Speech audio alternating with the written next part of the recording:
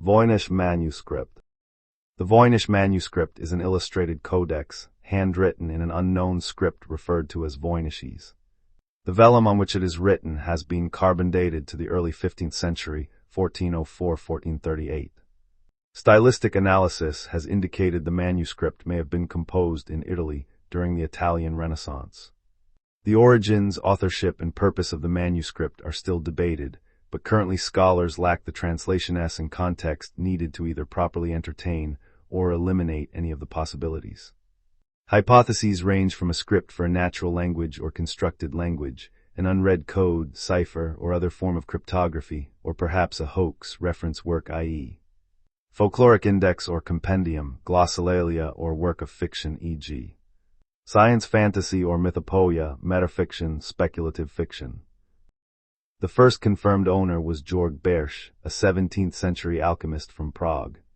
The manuscript is named after Wilfrid Voynich, a Polish book dealer who purchased it in 1912.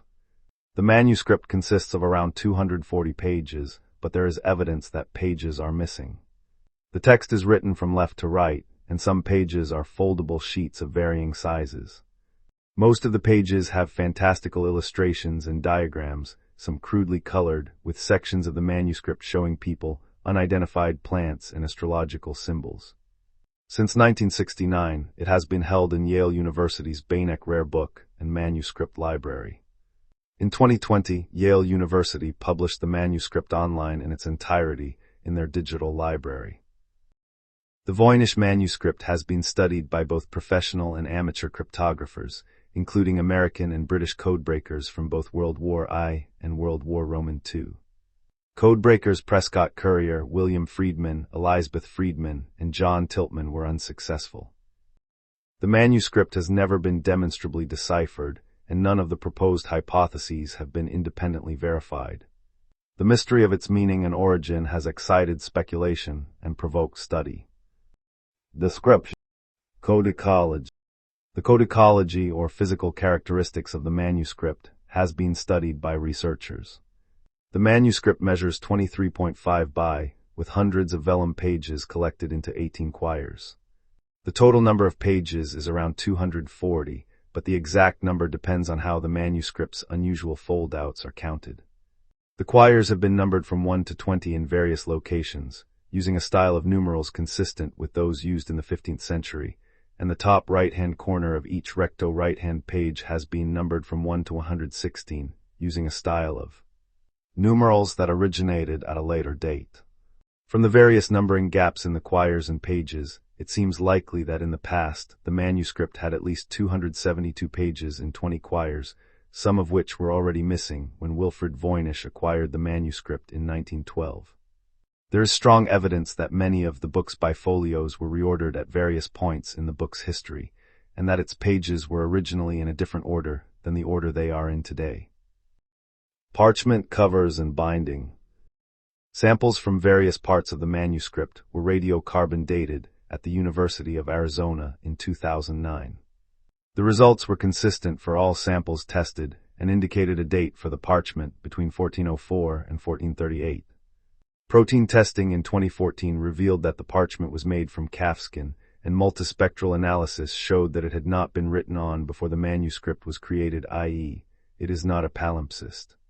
The quality of the parchment is average and has deficiencies, such as holes and tears, common in parchment codices, but was also prepared with so much care that the skin side is largely indistinguishable from the flesh side. The parchment is prepared from at least 14 or 15 entire calfskins. Some folios, such as 42 and 47, are thicker than the usual parchment. The goat skin binding and covers are not original to the book, but date to its possession by the Collegio Romano. Insect holes are present on the first and last folios of the manuscript in the current order, and suggest that a wooden cover was present before the later covers. Discoloring on the edges points to a tanned leather inside cover. Many pages contain substantial drawings or charts which are colored with paint. Based on modern analysis using polarized light microscopy (PLM), it has been determined that a quill pen and iron gall ink were used for the text and figure outlines. The ink of the drawings, text, and page and quire numbers have similar microscopic characteristics. In 2009, energy dispersive X-ray spectroscopy EDS revealed that the inks contained major amounts of carbon, iron, sulfur, potassium, and calcium with trace amounts of copper and occasionally zinc. EDS did not show the presence of lead, while X-ray diffraction XRD identified potassium lead oxide, potassium hydrogen sulfate, and syngenite in one of the samples tested. The similarity between the drawing inks and text inks suggested a contemporaneous origin. The blue paint proved to be ground azurite with minor traces of the copper oxide cuprite. The white paint is likely a mixture of egg white and calcium carbonate. The green paint is tentatively characterized by copper and copper chlorine ricin. The crystalline material might be atacamite or some other copper chlorine compound. Analysis of the red-brown paint indicated a red ochre with the crystal phases hematite and iron sulfide. Minor amounts of lead sulfide and palmyrite are possibly present in the red-brown paint. Colored paint was applied somewhat crudely to the ink outline figures, possibly at a later date. The blue, white, red, brown, and green paints of the manuscript have been analyzed using PLM, XRD, EDS, and scanning electron microscopy SEM. The pigments used were deemed inexpensive. Retouch. Computer scientist Jorge Stalfi of the University of Campinas highlighted that parts of the text and drawings have been modified, using darker ink over a fainter, earlier script. Evidence for this is visible in various folios, for example F1R, F3V, F26V, F57V, F67R2, F71R, F72V1, F72V3, and F73R. Every page in the manuscript contains text, mostly in an unidentified language, but some have extraneous writing in Latin script. The bulk of the text in the 240-page manuscript is written in an unknown script, running left to right. Most of the characters are composed of one or two simple pen strokes. There exists some dispute as to whether certain characters are distinct, but a script of 20-25 characters would account for virtually all of the text.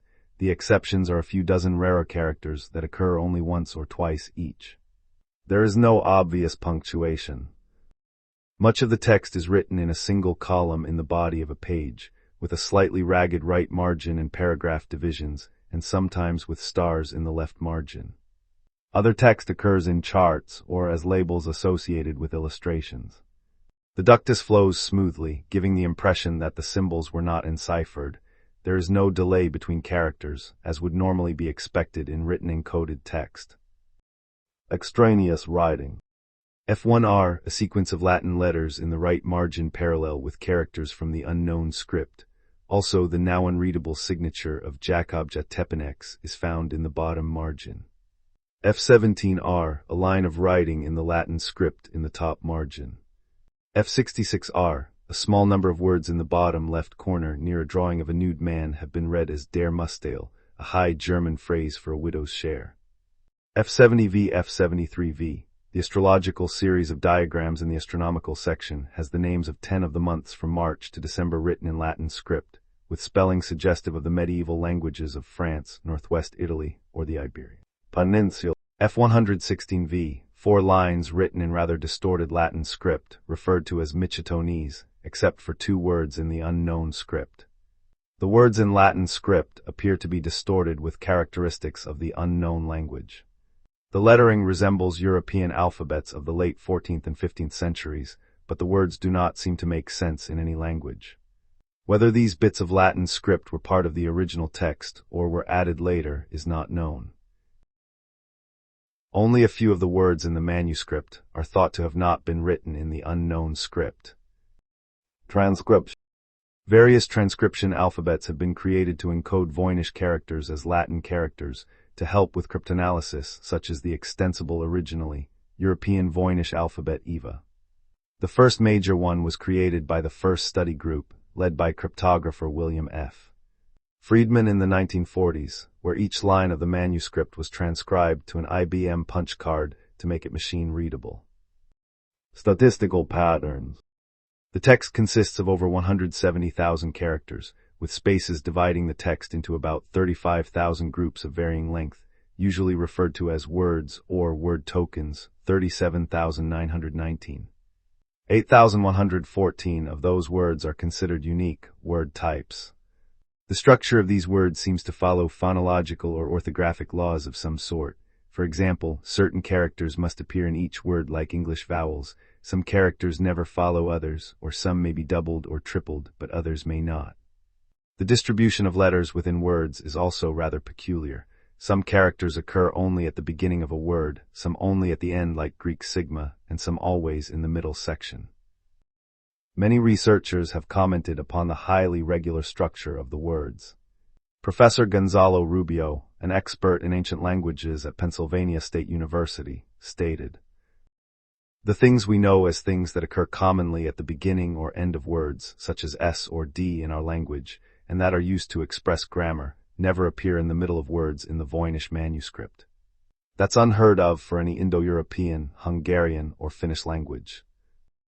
Stefan von Felt studied statistical properties of the distribution of letters and their correlations properties, which can be vaguely characterized as rhythmic resonance, alliteration, or assonance, and found that under that respect Voynichese is more similar to the Mandarin Chinese text of the records of the Grand Historian than to the text of works from European languages, although the numerical differences between Voynichese and Mandarin Chinese Pinyin look larger than those between Mandarin Chinese Pinyin and European languages. Practically no words have fewer than 2 letters or more than 10. Some words occur in only certain sections or in only a few pages, others occur throughout the manuscript. Few repetitions occur among the 1,000 or so labels attached to the illustrations.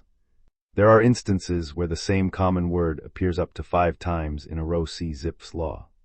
Words that differ by only 1 letter also repeat with unusual frequency, causing single substitution alphabet decipherings to yield Babel-like text. In 1962, cryptanalyst Elizabeth Friedman described such statistical analyses as doomed to utter frustration. In 2014, a team led by Diego Amancio of the University of São Paulo published a study using statistical methods to analyze the relationships of the words in the text. Instead of trying to find the meaning, Amancio's team looked for connections and clusters of words. By measuring the frequency and intermittence of words, Amancio claimed to identify the text's keywords and produced 3-dimensional models of the text structure and word frequencies. The team concluded that, in 90% of cases, the Voynich systems are similar to those of other known books, indicating that the text is in an actual language, not random gibberish. The use of the framework was exemplified with the analysis of the Voynich Manuscript, with the final conclusion that it differs from a random sequence of words, being compatible with natural languages. Even though our approach is not aimed at deciphering Voynich, it was capable of providing keywords that could be helpful for decipherers in the future. Linguists Claire Bowern and Luke Lindemann have applied statistical methods to the Voynich Manuscript, comparing it to other languages and encodings of languages, and have found both similarities and differences in statistical properties. Character sequences in languages are measured using a metric called H2, or second-order conditional entropy. Natural languages tend to have an H2 between 3 and 4, but Voynichese has much more predictable character sequences, and an H2 around 2. However, at higher levels of organization, the Voynich Manuscript displays properties similar to those of natural languages. Based on this, Bowern dismisses theories that the manuscript is gibberish. It is likely to be an encoded natural language or a constructed language. Bowern also concludes that the statistical properties of the Voynich Manuscript are not consistent with the use of a substitution cipher or polyalphabetic cipher. As noted in Bowern's review, multiple scribes or hands may have written the manuscript, possibly using 2 methods of encoding at least one natural language. The language Voynich appears in the herbal and pharmaceutical parts of the manuscript. The language known as Voynich B appears in the balneological section, some parts of the medicinal and herbal sections, and the astrological section. The most common vocabulary items of Voynich A and Voynich B are substantially different. Topic modeling of the manuscript suggests that pages identified as written by a particular scribe may relate to a different topic. In terms of morphology, if visual spaces in the manuscript are assumed to indicate word breaks, there are consistent patterns that suggest a three-part word structure of prefix, root, or midfix, and suffix. Certain characters and character combinations are more likely to appear in particular fields. There are minor variations between Voynich A and Voynich B. The predictability of certain letters in a relatively small number of combinations in certain parts of words appears to explain the low entropy H2 of Voyniches. In the absence of obvious punctuation, some variants of the same word appear to be specific to typographical positions, such as the beginning of a paragraph, line, or sentence. The Voynich word frequencies of both variants appear to conform to a Zipfian distribution, supporting the idea that the text has linguistic meaning. This has implications for the encoding methods most likely to have been used, since some forms of encoding interfere with the Zipfian distribution. Measures of the proportional frequency of the 10 most common words is similar to those of the Semitic, Iranian, and Germanic languages. Another measure of morphological complexity, the moving average type token ratio matter index, is similar to Iranian, Germanic, and Romance languages. Illustration. Herbal 126 pages. Each page displays one or two plants and a few paragraphs of text, a format typical of European herbals of the time. Some parts of these drawings are larger and cleaner copies of sketches seen in the pharmaceutical section. None of the plants depicted are unambiguously identifiable. Astronomical 17 pages contains circular diagrams suggestive of astronomy or astrology, some of them with suns, moons, and stars. One series of 12 diagrams depicts conventional symbols for the zodiacal constellations: 2 fish for Pisces, a bull for Taurus, a hunter with crossbow for Sagittarius, etc. Each of these has 30 female figures arranged in 2 or more concentric bands. Most of the females are at least partly nude, and each holds what appears to be a labeled star, or is shown with the star attached to either arm by what could be a tether or cord of some kind. The last 2 pages of this section were lost Aquarius and Capricornus, roughly February and January, while Aries and Taurus are split into 4 paired diagrams with 15 women and 15 stars each. Some of these diagrams are on fold-out pages. Balneological 20 pages, a dense, continuous text interspersed with drawings, mostly showing small nude women, some wearing crowns, bathing in pools or tubs connected by an elaborate network of pipes. The bifolio consists of folios 78 verso and 81 recto. It forms an integrated design, with water flowing from one folio to the other. Cosmological 14 pages, more circular diagrams, but they are of an obscure nature. This section also has fold-outs. One of them spans 6 pages, commonly called the Rosette's folio, and contains a map or diagram with 9 islands or rosettes connected by causeways and containing castles, as well as what might be a volcano. Pharmaceutical 16 pages, many labeled drawings of isolated plant parts, roots, leaves, etc., objects resembling apothecary jars, ranging in style from the mundane to the fantastical, and a few text paragraphs.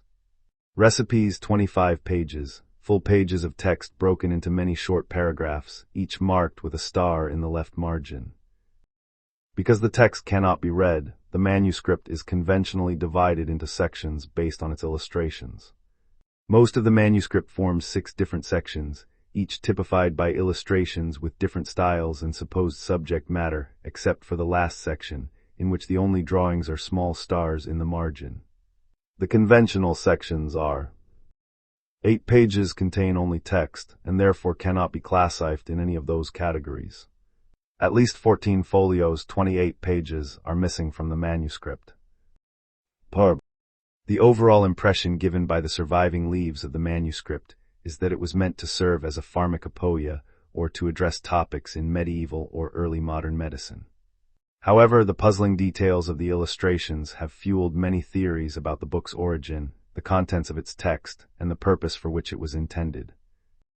The first section of the book is almost certainly herbal, but attempts have failed to identify the plants, either with actual specimens or with the stylized drawings of contemporaneous herbals. Only a few of the plant drawings can be identified with reasonable certainty, such as a wild pansy and the maidenhair fern.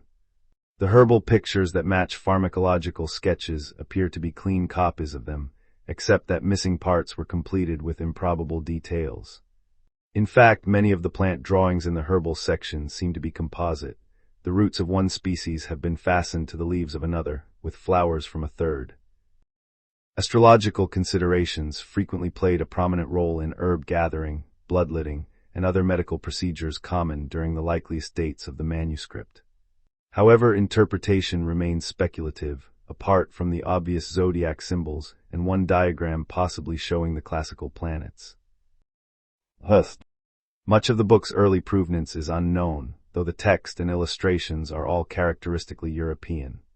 In 2009, University of Arizona researchers radiocarbon dated the manuscript's vellum to between 1404 and 1438. In addition, Macron Associates in Westmont, Illinois, found that the paints in the manuscript were of materials to be expected from that period of European history. There have been erroneous reports that Macron Associates indicated that much of the ink was added not long after the creation of the parchment, but their official report contains no such statement. The first confirmed owner was Georg Bersch, a 17th-century alchemist from Prague. Bersch was apparently puzzled about this sphinx that had been taking up space uselessly in his library for many years. He learned that Jesuit scholar Athanasius Kircher from the Collegio Romano had published a Coptic Egyptian dictionary and claimed to have deciphered the Egyptian hieroglyphs. Bersch twice sent a sample copy of the script to Kircher in Rome, asking for clues. The 1639 letter from Bersch to Kircher is the earliest known mention of the manuscript to have been confirmed.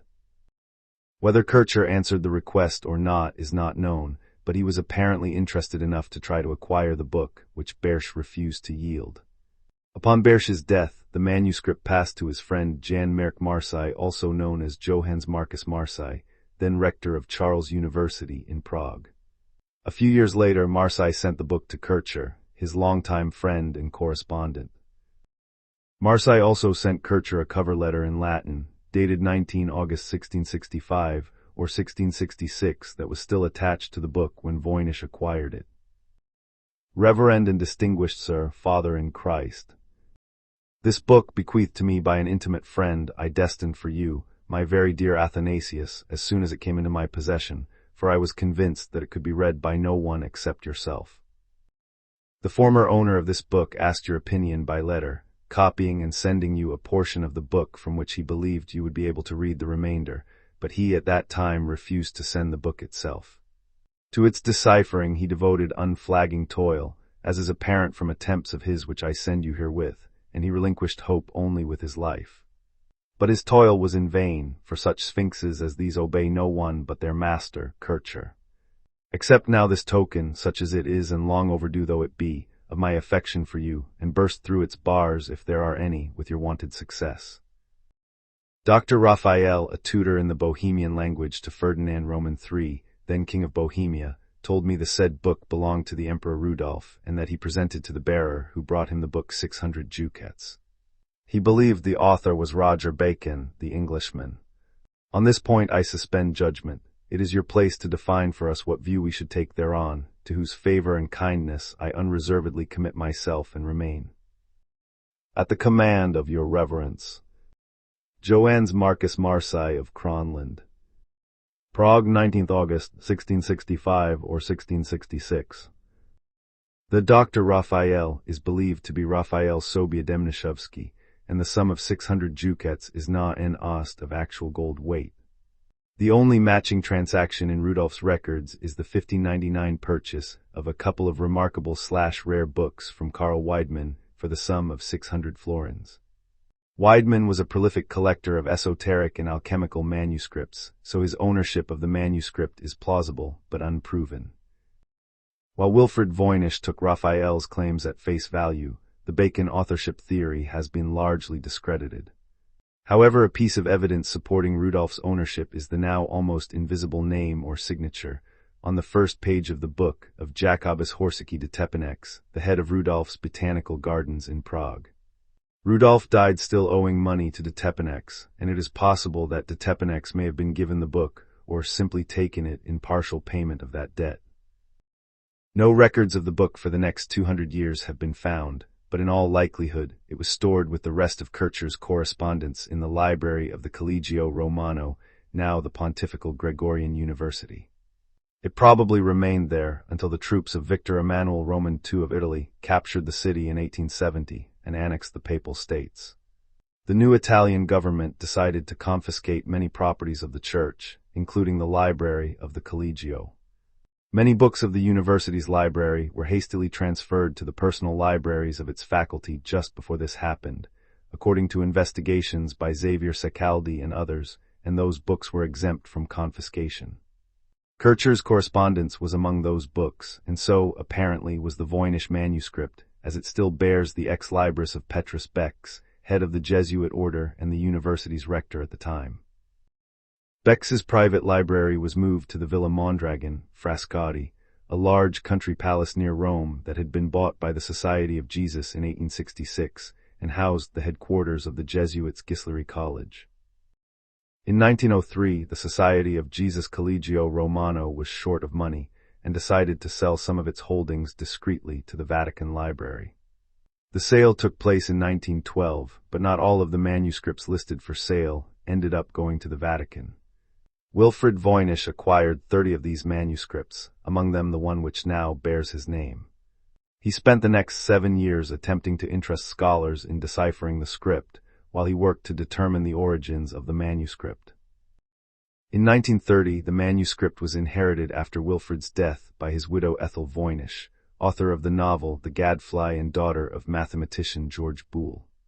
She died in 1960 and left the manuscript to her close friend Anne Nill. In 1961, Nill sold the book to antique book dealer Hans P.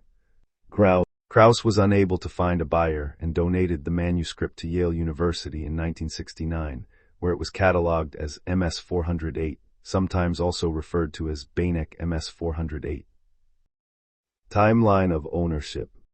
The timeline of ownership of the Voynich manuscript is given below. The time when it was possibly created is shown in green early 1400s, based on carbon dating of the vellum. Periods of unknown ownership are indicated in white. The commonly accepted owners of the 17th century are shown in orange. The long period of storage in the Collegio Romano is yellow. The location where Wilfrid Voynich allegedly acquired the manuscript Frascati is shown in green late 1800s. Voynich's ownership is shown in red, and modern owners are highlighted blue. Authorship hypotheses. Many people have been proposed as possible authors of the Voynich manuscript, among them Roger Bacon, John Dee or Edward Kelly, Giovanni Fontana, and Voynich. Early history. Marseille's 1665/1666 cover letter to Kircher says that, according to his friend the late Raphael Mniszewski, the book had once been bought by Rudolf Roman II, Holy Roman Emperor and King of Bohemia, for 600 ducats, non oz of actual gold weight. Mniszewski had died in 1644, more than 20 years earlier, and the deal must have occurred before Rudolph's abdication in 1611, at least 55 years before Marseille's letter. However, Karl Weidmann sold books to Rudolf Roman II in March 1599. According to the letter, Mniszewski, but not necessarily Rudolf, speculated that the author was 13th century Franciscan friar and polymath Roger Bacon. Marseille said that he was suspending judgment about this claim, but it was taken quite seriously by Wilfrid Voynich, who did his best to confirm it. Voynich contemplated the possibility that the author was Albertus Magnus, if not Roger Bacon. The assumption that Bacon was the author led Voynich to conclude that John Dee sold the manuscript to Rudolph. Dee was a mathematician and astrologer at the court of Queen Elizabeth I of England, who was known to have owned a large collection of Bacon's manuscripts. Dee and his scryer spirit medium Edward Kelly lived in Bohemia for several years, where they had hoped to sell their services to the emperor. However, this sale seems quite unlikely, according to John Shuster, because Dee's meticulously kept diaries do not mention it. If Bacon did not create the Voynich manuscript, a supposed connection to Dee is much weakened. It was thought possible, prior to the carbon dating of the manuscript, that Dee or Kelly might have written it and spread the rumor that it was originally a work of Bacon's in the hopes of later selling it. Fabrication by Voynich. Some suspect Voynich of having fabricated the manuscript himself. As an antique book dealer, he probably had the necessary knowledge and means, and a lost book by Roger Bacon would have been worth a fortune.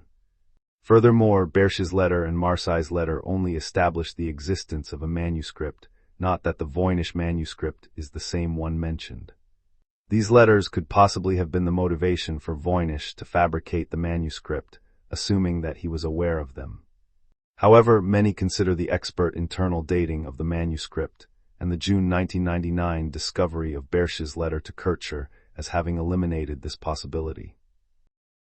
Eamon Duffy says that the radiocarbon dating of the parchment, or, more accurately, vellum, effectively rules out any possibility that the manuscript is a post-medieval forgery, as the consistency of the pages indicates origin from a single source, and it is inconceivable that a quantity of unused parchment comprising at least 14 or 15 entire calfskins could have survived from the early 15th century. Giovanni Fontana.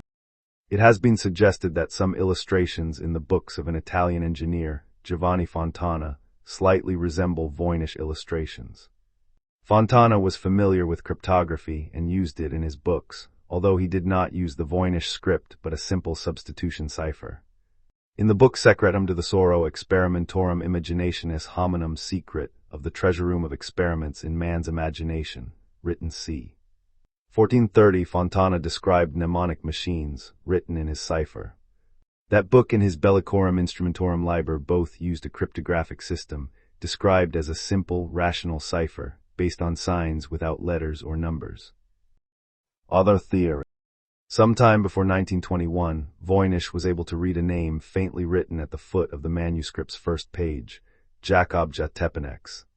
This is taken to be a reference to Jacob Horczycki of Tepanek, also known by his Latin name Jacobus Sinapius. Rudolf Roman II had ennobled him in 1607, had appointed him his imperial distiller, and had made him curator of his botanical gardens as well as one of his personal physicians. Voynich and many other people after him concluded that Jacobus owned the Voynich manuscript prior to Bersch, and he drew a link from that to Rudolf's court in confirmation of Mniszewski's story. Jacobus's name has faded further since Voynich saw it, but is still legible under ultraviolet light. It does not match the copy of his signature in a document located by Jan Hurich in 2003. As a result, it has been suggested that the signature was added later, possibly even fraudulently by Voynich himself. Bersch's letter bears some resemblance to a hoax that Orientalist Andreas Müller Orientalist once played on Athanasius Kircher. Müller sent some unintelligible text to Kircher with a note explaining that it had come from Egypt and asking him for a translation. Kircher reportedly solved it. It has been speculated that these were both cryptographic tricks played on Kircher to make him look foolish. Raphael Mniszewski, the friend of Marseille who was the reputed source of the Bacon story, was himself a cryptographer and apparently invented a cipher which he claimed was uncrackable c. 1618. This has led to the speculation that Mniszewski might have produced the Voynich manuscript as a practical demonstration of his cipher and made Bersch his unwitting test subject. Indeed, the disclaimer in the Voynich manuscript cover letter could mean that Marseille suspected some kind of deception. In his 2006 book, Nick Pelling proposed that the Voynich manuscript was written by 15th-century North Italian architect Antonio of Orlino, also known as Filarete, a theory broadly consistent with the radiocarbon dating. Jules Janik and Arthur O. Tucker, based on plant and animal identification, and the Kabbalah map of central Mexico folio 86V, argued that it was composed in Mexico between 1562 and 1572. Language hypotheses. Many hypotheses have been developed about the Voynich manuscript's language, called Voynichese. Cipher. According to the letter-based cipher theory, the Voynich manuscript contains a meaningful text in some European language that was intentionally rendered obscure by mapping it to the Voynich manuscript alphabet through a cipher of some sort, an algorithm that operated on individual letters. This was the working hypothesis for most 20th century deciphering attempts, including an informal team of NSA cryptographers led by William F. Friedman in the early 1950s. The counterargument is that almost all cipher systems consistent with that era fail to match what is seen in the Voynich manuscript. For example, simple substitution ciphers would be excluded because the distribution of letter frequencies does not resemble that of any known language, while the small number of different letter shapes used implies that nomenclator and homophonic ciphers should be ruled out, because these typically employ larger cipher alphabets. Polyalphabetic ciphers were invented by Alberti in the 1460s and included the later Wigner cipher, but they usually yield ciphertexts where all cipher shapes occur with roughly equal probability, quite unlike the language-like letter distribution which the Voynich Manuscript appears to have. However, the presence of many tightly grouped shapes in the Voynich Manuscript such as or, ar, al, al, an, ain, ayin, ir, am, e, among others does suggest that its cipher system may make use of a verbose cipher where single letters in a plain text get enciphered into groups of fake letters. For example, the first two lines of page F15V contain oror or and, or oro-r, which strongly resemble how Roman numerals such as CCC or XXXX would look if verbosely enciphered. Shorthand. In 1943, Joseph Martin Feely suggested that the manuscript might be a scientific diary, written in a private shorthand system, using abbreviations for a language such as Latin. However, according to Mary D'Imperio, other scholars unanimously rejected Feely's proposed readings of the text, and the hypothesis that the text was composed using a system of abbreviated forms was not considered acceptable. Steganography. This theory holds that the text of the Voynich manuscript is mostly meaningless, but contains meaningful information hidden in inconspicuous details, e.g., the second letter of every word or the number of letters in each line. This technique, called steganography, is very old and was described by Johannes Trithemius in 1499.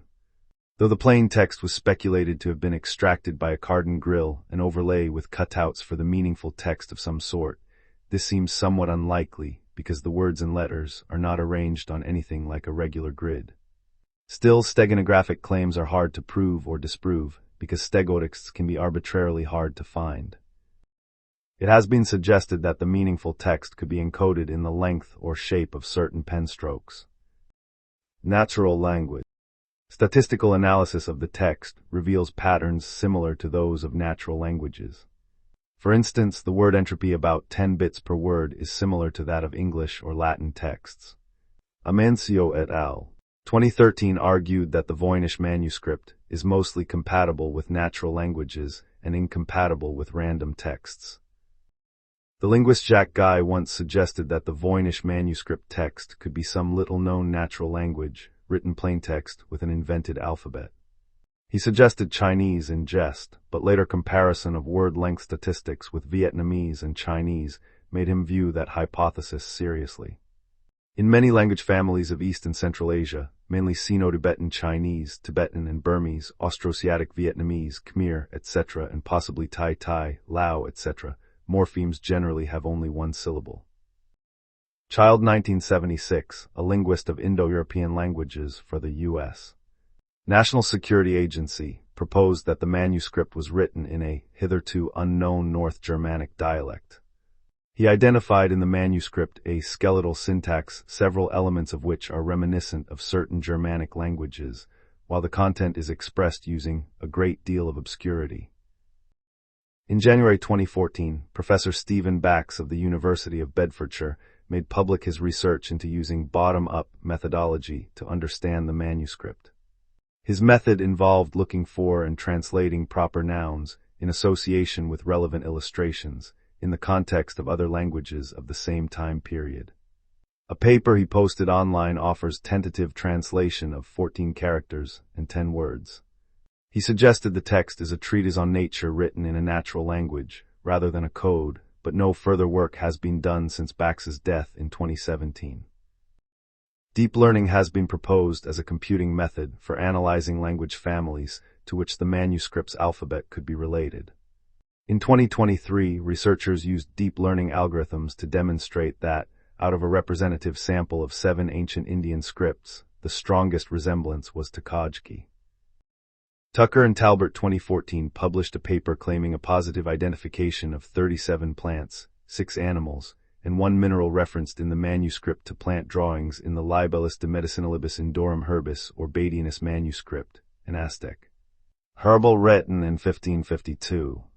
Together with the presence of atacamite in the paint, they argue that the plants were from colonial New Spain, and the text represented Nahuatl, the language of the Aztecs. They date the manuscript to between 1521, the date of the Spanish conquest of the Aztec Empire, and circa 1576. These dates contradict the earlier radiocarbon date of the vellum and other elements of the manuscript. However, they argued that the vellum could have been stored and used at a later date. The analysis has been criticized by other Voynich manuscript researchers, who argued that a skilled forger could construct plants that coincidentally have a passing resemblance to their top or undiscovered existing plants. Nahuatl specialist MP Hansen has rejected their proposed readings as pure nonsense. Constructed language. The peculiar internal structure of Voynich manuscript words led William F. Friedman to conjecture that the text could be a constructed language. In 1950, Friedman asked the British Army officer John Tiltman to analyze a few pages of the text, but Tiltman did not share this conclusion. In a paper in 1967, Brigadier Tiltman said, "After reading my report, Mr. Friedman disclosed to me his belief that the basis of the script was a very primitive form of synthetic universal language, such as was developed in the form of a philosophical classification of ideas by Bishop Wilkins in 1667, and Dalgarno a little later. It was clear that the productions of these two men were much too systematic, and anything of the kind would have been almost instantly recognizable. My analysis seemed to me to reveal a cumbersome mixture of different kinds of substitution. The concept of a constructed language is quite old, as attested by John Wilkins's Philosophical Language, 1668, but still postdates the generally accepted origin of the Voynich manuscript by 2 centuries. In most known examples, categories are subdivided by adding suffixes fusional languages. As a consequence, a text in a particular subject would have many words with similar prefixes. For example, all plant names would begin with similar letters, and likewise for all diseases. This feature could then explain the repetitive nature of the Voynich text. However, no one has been able yet to assign a plausible meaning to any prefix or suffix in the Voynich manuscript. The fact that the manuscript has defied decipherment thus far has led various scholars to propose that the text does not contain meaningful content in the first place, implying that it may be a medieval hoax. In 2003, computer scientist Gordon Rugg showed that text with characteristics similar to the Voynich manuscript could have been produced using a table of word prefixes, stems, and suffixes, which would have been selected and combined by means of a perforated paper overlay. The latter device, known as a Cardan grill, was invented around 1550 as an encryption tool, more than 100 years after the estimated creation date of the Voynich manuscript. Some maintain that the similarity between the pseudo-texts generated in Gordon Rugg's experiments and the Voynich manuscript is superficial, and the grill method could be used to emulate any language to a certain degree. In April 2007, a study by Austrian researcher Andreas Skinner published in Cryptologia supported the hoax hypothesis. Skinner posited that the statistical properties of the manuscript's text were more consistent with meaningless gibberish produced using a quasi-stochastic method, such as the one described by Rugg, than with Latin and medieval German texts. Some scholars have claimed that the manuscript's text appears too sophisticated to be a hoax. In 2013, Marcelo Montemurro, a theoretical physicist from the University of Manchester, published findings claiming that semantic networks exist in the text of the manuscript, such as content-bearing words occurring in a clustered pattern, or new words being used when there was a shift in topic. With this evidence, he believes it unlikely that these features were intentionally incorporated into the text to make a hoax more realistic, as most of the required academic knowledge of these structures did not exist at the time the Voynich manuscript would have been written. In 2021, researchers at Yale University, using the TF-IDF analysis, further investigated the relation between clusters of subjects in the text and topics as they could be identified by illustrations and paleography analysis. Their conclusion is that clusters derived by computation match with the topics of the illustrations to some degree, thus providing evidence that the Voynich manuscript contains meaningful text. However, other scholars have argued that such sophisticated patterns could also appear in hoax documents. In 2016, Gordon Rugg and Gavin Taylor published another article in Cryptologia demonstrating that the Grill method could reproduce many larger-scale features of the text. In 2019, Torsten Timm and Andreas Skinner published a paper arguing that the text was produced by a process of self-citation, in which scribes copied and modified meaningless words from earlier in the text. Using a computer simulation of this process, they demonstrated that it could reproduce many of the statistical characteristics of the Voynich Manuscript. In 2022, Yale University researchers Daniel Gaskell and Claire Bowern published the results of an experiment in which human participants intentionally tried to write meaningless text. They found that the resulting text was often highly non-random and exhibited many of the same unusual statistical properties as the Voynich Manuscript, supporting the idea that some features of the text could have been produced in a hoax. Glossolalia. In their 2004 book, Jerry Kennedy and Rob Churchill suggest the possibility that the Voynich Manuscript may be a case of glossolalia, speaking in tongues, channeling, or outsider art. If so, the author felt compelled to write large amounts of text in a manner which resembles stream of consciousness, either because a voice is heard or because of an urge. This often takes place in an invented language in glossolalia, usually made up of fragments of the author's own language, although invented scripts for this purpose are rare. Kennedy and Churchill use Hildegard von Bingen's works to point out similarities between the Voynich Manuscript and the illustrations that she drew when she was suffering from severe bouts of migraine, which can induce a trance-like state prone to glossolalia. Prominent features found in both are abundant streams of stars and the repetitive nature of the nymphs in the balneological section. The theory is controversial, and it is virtually impossible to prove or disprove it, short of deciphering the text. Kennedy and Churchill are themselves not convinced of the hypothesis, but consider it plausible. In the culminating chapter of their work, Kennedy states his belief that it is a hoax or forgery. Churchill acknowledges the possibility that the manuscript is either a synthetic forgotten language as advanced by Friedman, or else a forgery, as the preeminent theory. However, he concludes that, if the manuscript is a genuine creation, mental illness or delusion seems to have affected the author. Decipherment claims. Since the manuscript's modern rediscovery in 1912, there have been a number of claimed decipherings. William Romain Newbold. One of the earliest efforts to decode the book's code was made in 1921 by William Romain Newbold from the University of Pennsylvania. His singular hypothesis held that the visible text is meaningless, but that each apparent letter is in fact constructed of a series of tiny markings discernible only under magnification.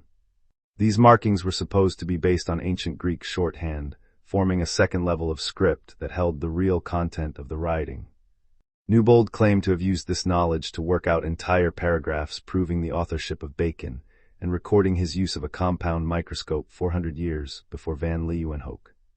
A circular drawing in the astronomical section depicts an irregularly shaped object with 4 curved arms, which Newbold interpreted as a picture of a galaxy, which could be obtained only with a telescope. Newbold's analysis has since been dismissed as overly speculative after John Matthews Manley of the University of Chicago pointed out serious flaws in his theory. For example, each shorthand character was assumed to have multiple interpretations, and as a result there was no reliable way to determine which was intended for any given case. Newbold's method also required rearranging letters at will until intelligible Latin was produced. These factors alone ensure the system enough flexibility that nearly anything at all could be discerned from the microscopic markings. Although evidence of micrography using the Hebrew language can be traced as far back as the 9th century, it is nowhere near as compact or complex as the shapes Newbold made out. Close study of the manuscript revealed the markings to be artifacts caused by the way ink cracks as it dries on rough vellum. Perceiving significance in these artifacts can be attributed to pareidolia. Thanks to Manley's thorough refutation, the micrography theory is now generally disregarded. Joseph Martin Feely. In 1943, Joseph Martin Feely published Roger Bacon's cipher, The Right Key Found, in which he claimed that the book was a scientific diary written by Roger Bacon. Feely's method posited that the text was a highly abbreviated medieval Latin written in a simple substitution cipher. Lionel C. Strong, a cancer research scientist and amateur cryptographer, claimed that the solution to the Voynich Manuscript was a peculiar double system of arithmetical progressions of a multiple alphabet. Strong published a translation of 2 pages in 1947 and claimed that the plain text revealed the Voynich Manuscript to be written by the 16th century English author Anthony Ascham, whose works include A Little Herbal, published in 1550. Notes released after his death reveal that the last stages of his analysis, in which he selected words to combine into phrases, were questionably subjective. Robert S. Brumbaugh. In 1978, Robert Brumbaugh, a professor of classical and medieval philosophy at Yale University, claimed that the manuscript was a forgery intended to fool Emperor Rudolf Roman II into purchasing it, and that the text is Latin and ciphered with a complex two-step method. John Stojko. In 1978, John Stojko published Letters to God's Eye, in which he claimed that the Voynich Manuscript was a series of letters written in vowelless Ukrainian. The theory caused some sensation among the Ukrainian diaspora at the time, and then in independent Ukraine after 1991. However, the date Stojko gives for the letters, the lack of relation between the text and the images, and the general looseness in the method of decryption have all been criticized. Stephen Bax. In January 2014, applied linguistics professor Stephen Bax self-published a paper proposing a provisional, partial decoding of the Voynich Manuscript, proposing a translation for 10 proper nouns and 14 letters from the manuscript using techniques similar to those used to successfully translate Egyptian hieroglyphs. He claimed the manuscript to be a treatise on nature in a Near Eastern or Asian language, but no full translation was made before Bax's death in November 2017. Greg Kondrak. Greg Kondrak, a professor of natural language processing at the University of Alberta, and his graduate student Bradley Hauer used computational linguistics in an attempt to decode the manuscript. Their findings were presented at the annual meeting of the Association for Computational Linguistics in August 2017, in the form of an article suggesting that the manuscript's language is most likely Hebrew, but encoded using alphagrams, i.e., alphabetically ordered anagrams. However, the team admitted that experts in medieval manuscripts who reviewed the work were not convinced. Nicholas Gibbs. In September 2017, television writer Nicholas Gibbs claimed to have decoded the manuscript as idiosyncratically abbreviated Latin. He declared the manuscript to be a mostly plagiarized guide to women's health. Scholars would go on to criticize Gibbs for patching together already existing scholarship with a highly speculative and incorrect translation.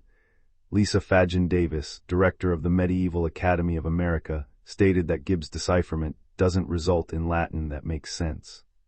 Davis added that she was surprised the TLS published it.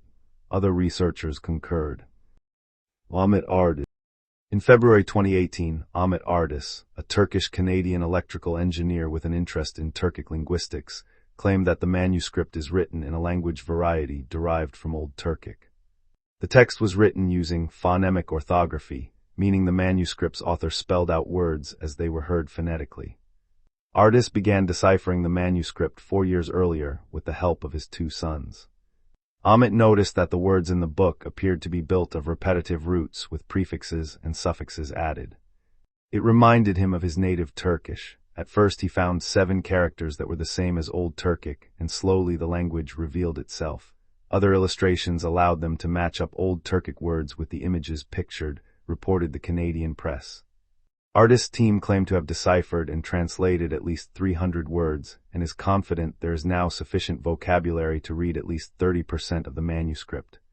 His submission to the journal Digital Philology, a journal of medieval cultures, was rejected in 2019. Gerard Cheshire. In May 2019, Gerard Cheshire, a biology research assistant at the University of Bristol, claimed that the manuscript is written in a calligraphic proto-Romance language. He claimed to have deciphered the manuscript in 2 weeks using a combination of lateral thinking and ingenuity. Cheshire has suggested that the manuscript is a compendium of information on herbal remedies, therapeutic bathing, and astrological readings that it contains. Numerous descriptions of medicinal plants and passages that focus on female physical and mental health, reproduction, and parenting, and that the manuscript is the only known text written in Proto-Romance. He further claimed the manuscript was compiled by Dominican nuns as a source of reference for Maria of Castile, Queen of Aragon. In June 2023, Cheshire published his translation of the fold-out illustration on page 158. He claims that it depicts a volcano and theorizes that it places the manuscript's creators near the island of Vulcano, which was an active volcano during the 15th century. However, experts in medieval documents disputed this interpretation vigorously. Approached for comment, Lisa Fadgen Davis gave this explanation. As with most would-be Voynich interpreters, the logic of this proposal is circular and aspirational. He starts with a theory about what a particular series of glyphs might mean, usually because of the word's proximity to an image that he believes he can interpret. He then investigates any number of medieval Romance language dictionaries until he finds a word that seems to suit his theory.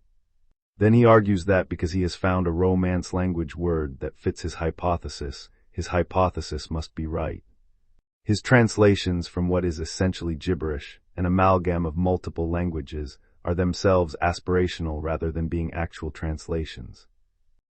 The University of Bristol subsequently removed a reference to Cheshire's claims from its website, referring, in a statement, to concerns about the validity of the research and stating, "This research was entirely the author's own work and is not affiliated with the University of Bristol, the School of Arts nor the Center for Medieval Studies." Facsimile. Many books and articles have been written about the manuscript. Copies of the manuscript pages were made by alchemist Georg Bersch in 1637 and sent to Athanasius Kircher, and later by Wilfrid Voynich. In 2004, the Voynich Rare Book and Manuscript Library made high-resolution digital scans publicly available online, and several printed facsimiles appeared. In 2016, the Voynich Library and Yale University Press co-published a facsimile, the Voynich Manuscript, with scholarly essays. The Voynich Library also authorized the production of a print run of 898 replicas by the Spanish publisher Siley in 2017. In September 2024, multispectral scans of 10 selected pages were made public, revealing details unseen with visible light.